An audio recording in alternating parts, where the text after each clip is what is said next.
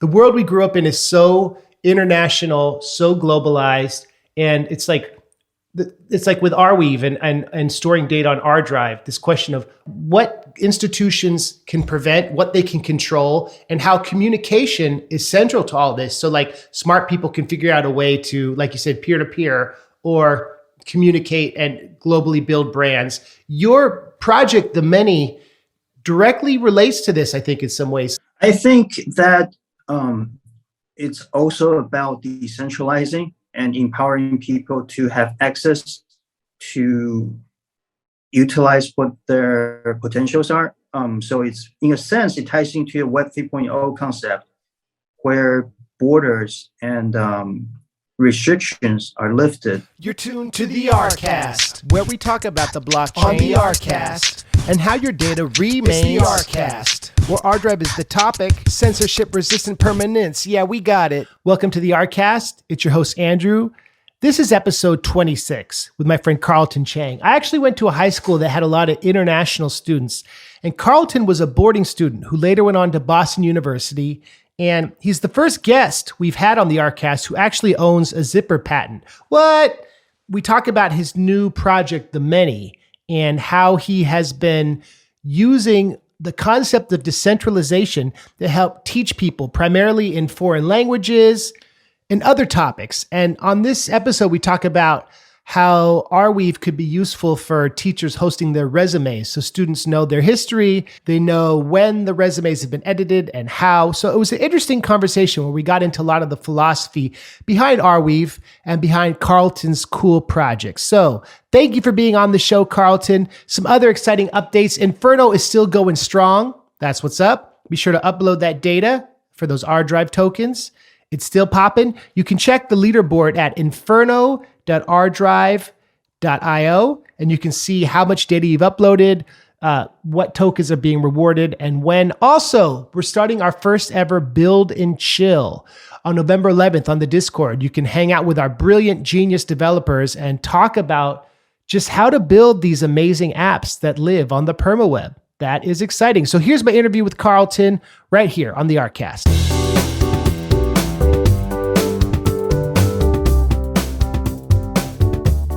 Okay, friends, welcome back to another episode of the ArCast.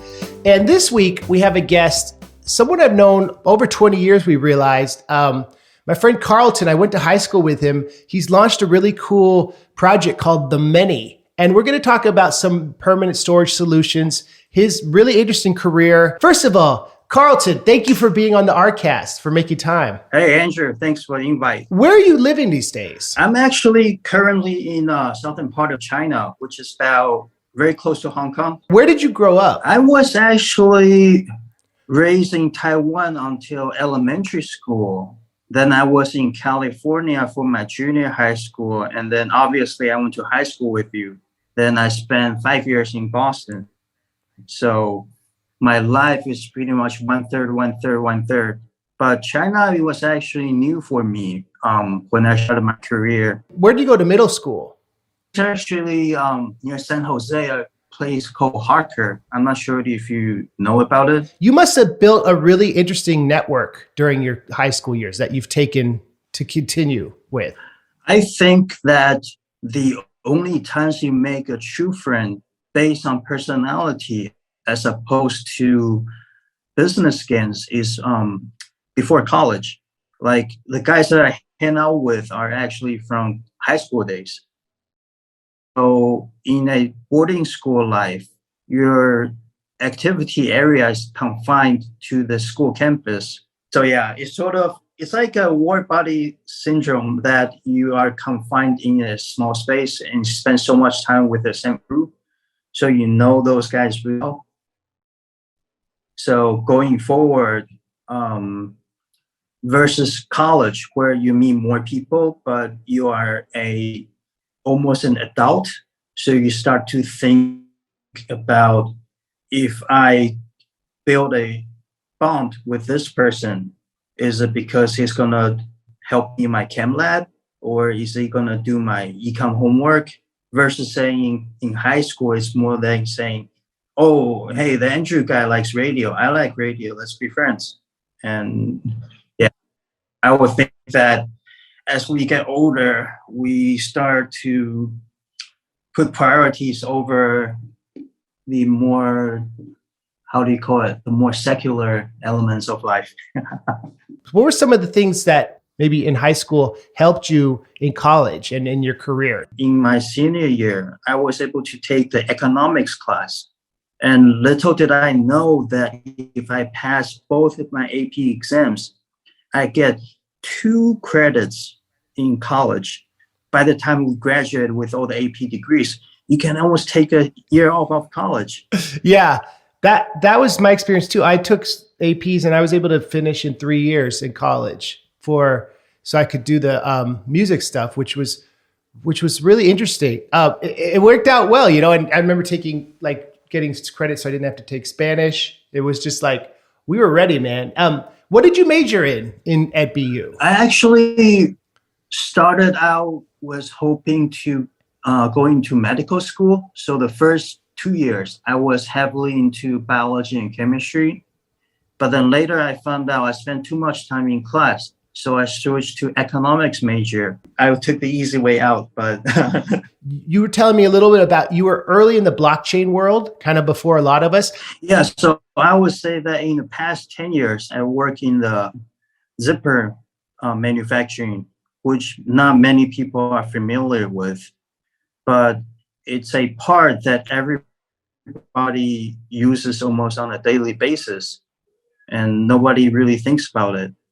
So by making the components, I guess I was able to really study the details of the machineries, the regulations about the die stock that's required, and the chemistry that's prohibited, and then the exporting of the manufacturer stuff to the assembly factories. And I actually had to work with a design team that's based in the US. Nike's headquarters is actually in Oregon, in Portland.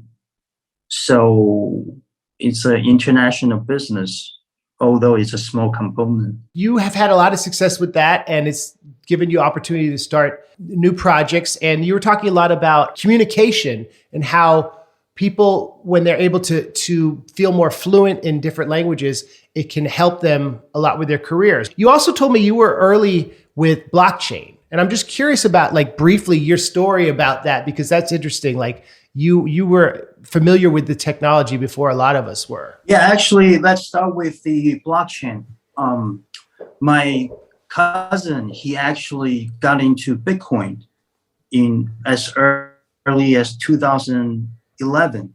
That's the famous story when somebody bought a pizza for 100,000 coins of Bitcoin, how you can purchase those just for fun. So I look up the research and say, how does blockchain work? How does the double spending is prevented? How it can become a medium for a transaction? For example, if I want Andrew to host a show for me and there's no way for me to pay in different currency, then I could buy some Bitcoin and send it to Andrew. He will receive it in 2 hours. And the transaction fee is minuscule as opposed to Western Union, where they charge a hefty handling fee, or any wiring international wise that was available back then. So by looking into it, actually, at one point I had 200 Bitcoin. So if I held them until even now, there will be $4 million. but I sold them when I was tripled. So I started with $20,000, and in the course of 4 years, they tripled. I thought I was the smartest man alive. I was like, hell yeah, I'm going to sell them. Then year after year, I start kicking myself, saying, why did I sell them? Why did I sell them? At least you didn't lose that much. It's like some people, right? Yeah, actually, yeah, because Bitcoin was actually interesting. When my cousin first heard of it, it was actually about 11 cents per coin. And then when I got into it, it was about a little over $100 a piece. And then last year at the peak, it was about $68,000 per piece. And then since then, it crashed to about $20,000 a piece. So just imagine from 10 cents to even now, $20,000 a piece. It's wild. I mean, that's one of the things that we talk about. Like, we use the metaphor, if Bitcoin is financial sovereignty, Arweave is kind of like data sovereignty. Like, you can own your data in a decentralized way. That's kind of like a metaphor we talk about a lot. And do you think that the adoption in China has been as widespread as other places, or is it kind of like, do people talk about it? Actually, in 2015, when Bitcoin started making a big presence, there were actually 3 major exchanges that's still going on today. And then all 3 of the managers were invited to Beijing. And after revealing everything in the span of 3 years, China decided to illegalize any trading of cryptocurrency. And there was actually a very, very big dam in the mountain area in China that's like the biggest in the world. And all the electricity were going to waste because there's no manufacturing there. So people set up Bitcoin mining shops like near the dam. So imagine if you go to Hoover Dam and you see like just rows and rows of shacks filled with mining rigs. That's what it would look like back then. But in 2018, they outlawed everything under the guise that Bitcoin mining consumes too much energy. So now you can trade locally or trade peer-to-peer. But if you are a Chinese national, then you are not allowed to trade on the public markets. It's interesting how this world, our world we grew up in, the millennials, right? We're like the older millennials. The world we grew up in is so international, so globalized. And it's like with Arweave and storing data on ArDrive, this question of what institutions can prevent, what they can control, and how communication is central to all this. So like smart people can figure out a way to, like you said, peer-to-peer or communicate and globally build brands. Your project, The Many, directly relates to this, I think, in some ways. You were telling me before we started about the background. How did you launch this app, and what were some of the ideas behind starting it up? I think that it's also about decentralizing and empowering people to have access to utilize what their potentials are. So it's, in a sense, it ties into a Web 3.0 concept where borders and restrictions are lifted. For example, you took Spanish in high school, right? Yeah. Okay. So imagine if you want to practice your Spanish and you don't have a Spanish friend, then you're pretty much on your own. Tutors are way out of your pocket as a student. There's no way we could have afforded a tutor. And if you talk to your peers, they don't know any better. So if my app was around back then, you can spend $10 and be connected to somebody in Spain, in Barcelona, and he might also be into radio. So you guys have a common interest to focus on.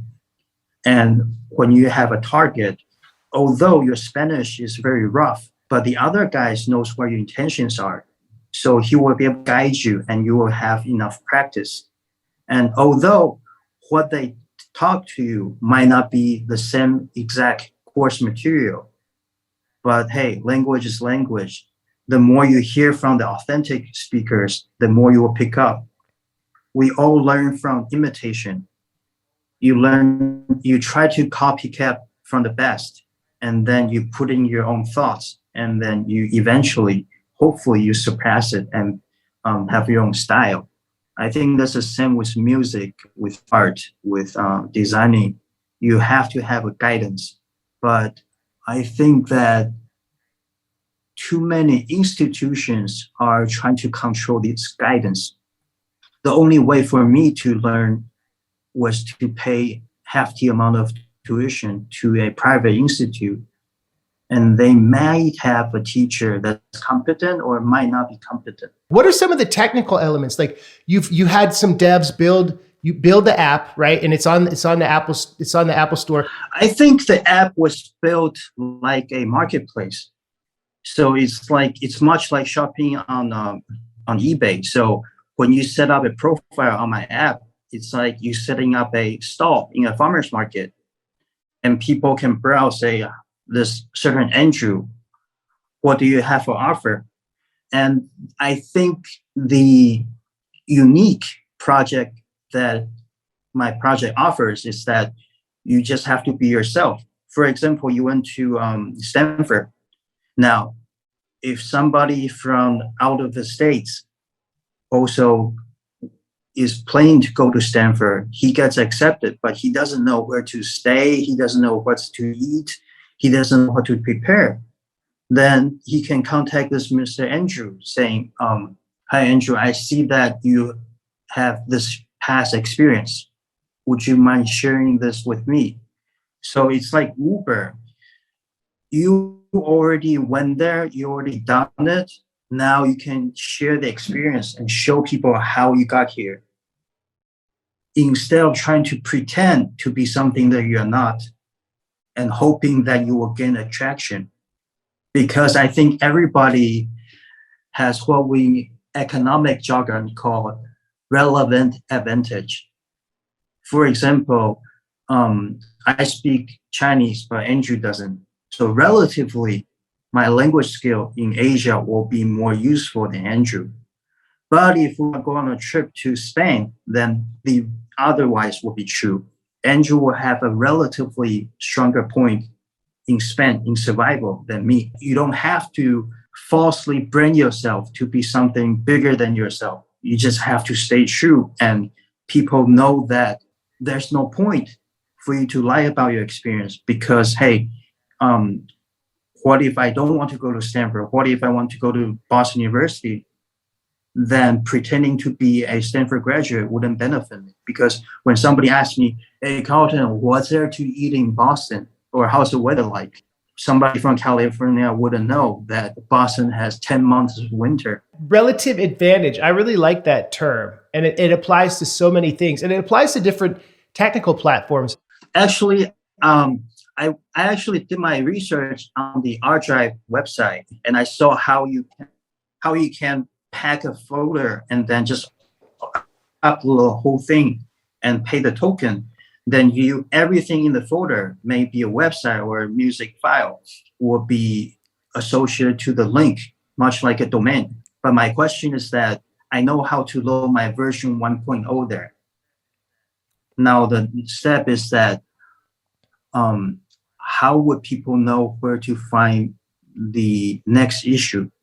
Or if I made a mistake, like a genuine mistake, if I was a journalist and I cover Ukrainian and Russian issue, and then I definitely wanted to make amendments so that I don't falsely lead people into something that's not true.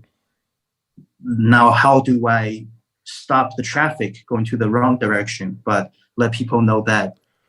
So I was thinking, is there a way to leave like a link at the bottom that leads to something that's blank for now, but people will definitely know that the next issue is here when it's ready. With RFS, the Arweave file system, it just puts the newest version there if it has the same name as what you come to when you go to the transaction. But you can look at the transaction history and see the older version. For example, if I have a new Shakespeare poem, let's call it Romeo and Juliet, and then after I add the next chapter, I upload the whole thing under the same name. So an audience coming in, they will see that this file has two entries, two ledgers pretty much, and they can know that version 1 looks like this and version 2 has a second chapter to it. Sam Williams, the co-creator of Arweave, when you look at the history of how governments have changed information, like if you look at the pictures where Stalin erased people who he killed, that's interesting to see what they wanted you to know. So it holds you doubly accountable in that way. You can change it, but people can see how it's been changed. So I think that makes sense. So if someone were to, for example, if they linked to a transaction outside of the many, you could see the history of their resume updated. Maybe they took off that they worked at Disney because they don't want people to know that. You say, oh, but this person did, which with Web 2, I think is harder in some instances, ArDrive is definitely very valuable if you're like a journalist. You don't have safety storage when you are not on your home turf. For example, if you're like a war journalist or a photographer, you take a photo and you want to be safe the moment you take it, because somebody can mess up with your memory card. They can trash your camera. But if you have Arweave, you can load it before anybody can touch it. So I think for people who need to share a lot of data, but yeah, like I have a rough idea of how my platform wants to become, but I don't have all the solutions yet. I mean, my background. I know about this much about programming. What's next for the many, and how can our community members get involved if they're interested in helping out? One story I want to share with you is that on the TikTok, there's this guy called Shandor. He's actually from South Africa, and he runs a wildlife zoo. So I got in contact with him just 2 days ago, and he's pretty interesting setting like a virtual zoo tour on my app. So it's not just about learning something that's in school. For example, like, and there's no way you're gonna let a kid play with cheetah, but you can place an order to Shandor and saying, "Hi, my kids really like your cheetah.